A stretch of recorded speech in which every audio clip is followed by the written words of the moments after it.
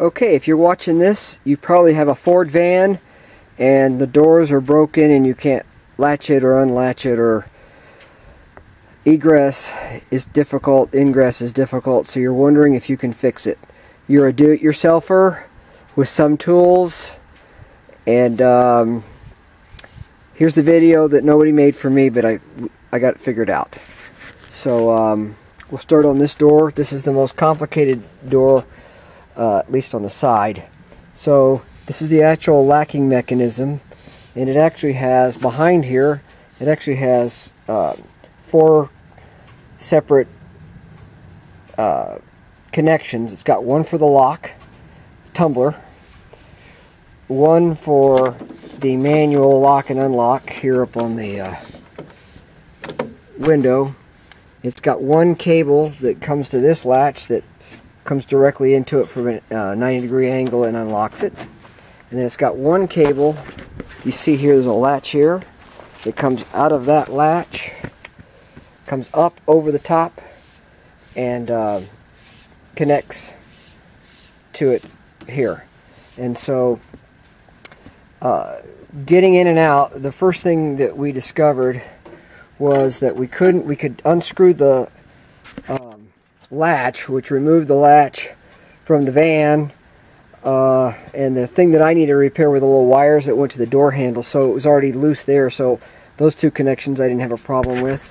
I didn't have a problem with the tumbler. I don't think you'll be able to see it very well. On the tumbler, it just pulls out the that rod right there. It goes all the way up into the mechanism there.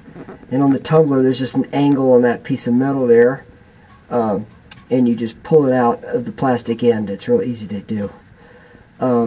Then on the short one, you just pull it out.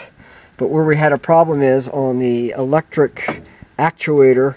It's got a full U-shaped piece of metal on there, and we couldn't figure out how to turn the latch enough to get it off of it, or without removing it. So you'll find a rivet right here. It will look exactly like this rivet here. You'll find that rivet right there. I just drilled it out. Then once the electric actuator was out, which is the biggest part of the whole piece of assembly right there, once that was out of my way, I was easily able to put it here in the open area, move it into the open area, and flip it over the actuator. And then I went ahead and did the repairs on the cables, which I'm addressing in a different video. So then to put it back together, it was actually, and here, actually need to take this apart to work on the cables. You may or may not need to, depending on whether you can get you reach up and there's a ball on the end of a cable, and if you can get it around the little hook that it lives in, you don't have to take this off. I did have to take it off. It's one screw here, which I lost, so I had to replace it, and these 2 screws. So it's sandwiches. The back piece has 2 screws that poke in, and then you take these 2 nuts, tighten or loosen, and this is they're drilled out on both pieces here, and you just screw it in tight so that it's got 3 tight connections on the bottom. The way this works is the inside mechanism actually just has a little piece of metal in there with the wire coming off the end, and so that when you pull the door handle down, there's a little piece of metal on the door handle, it pushes that thing up and it pulls the cable. So this is 2 pieces. This actually is just an actuator. It's not part of the actual locking mechanism, so it's part of one of 2 essentially. Obviously you have to have them both, but this does come off, and the actual part that pulls the cable is still in there. So when I went to put it back together, it was actually very simple. I just stick it back up in there and use these tighten these 3 screws. By the way, these are Torx Star T27s. There was a little bit of Loctite on there, so I had to use a ratchet with a T27 in there to get it open, to get them off. Went ahead and put a tiny little back on there when I put them back in there, because obviously you don't want these coming loose. But so I put those, screwed those back in. I put the rod was dangling down, and I clicked it back in the lock tumbler receiver. As I put it back in, I just steered the little indicator manual lock unlock. I just steered it up through the hole. Definitely the hardest part was I don't have a rivet gun, so I took two metal wire ties, and I'm not going to take a picture or anything, but where you drill out the rivet, there's a hole and there's a slot on the top and the bottom, so you can put one up the top and one out the bottom. I tried one just on the top, but it would only lock. It would not. No, it would lock, but it would not unlock. So I had to put one on. Went through this hole here. I went to the top and the bottom, and just tighten both directions so it won't go up or down, and it works great. No problems.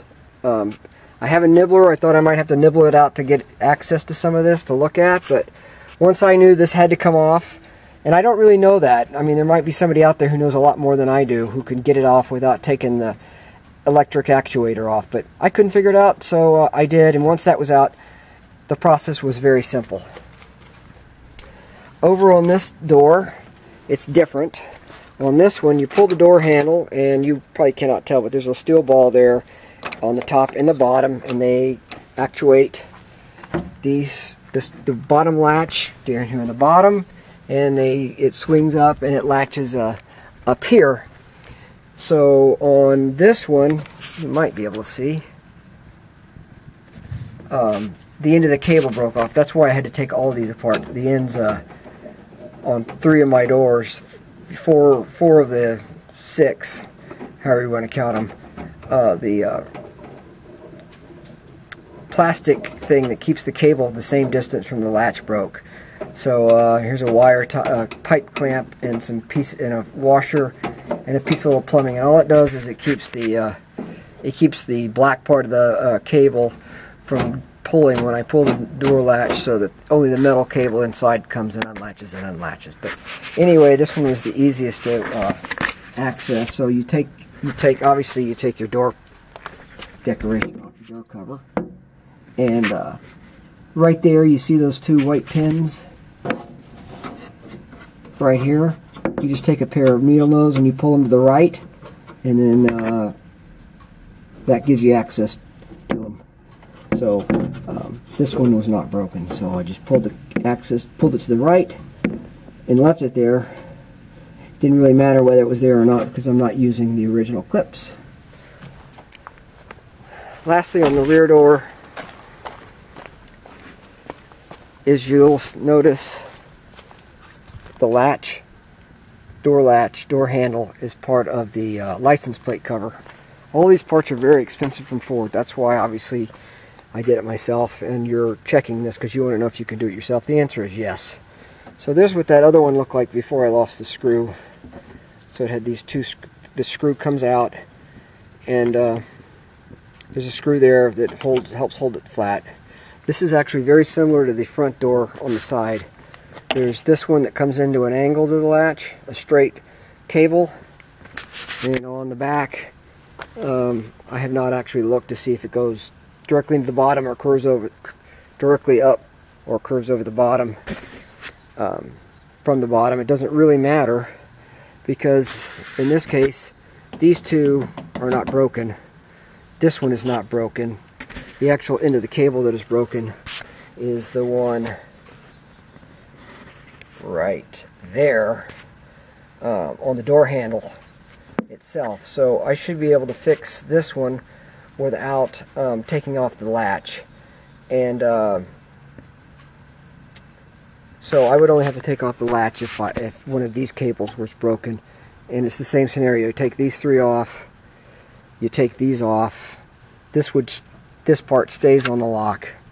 I do not know where the electric actuator is on this one, so I don't know how hard it is to get to this, but oh, I bet you that's the actuator.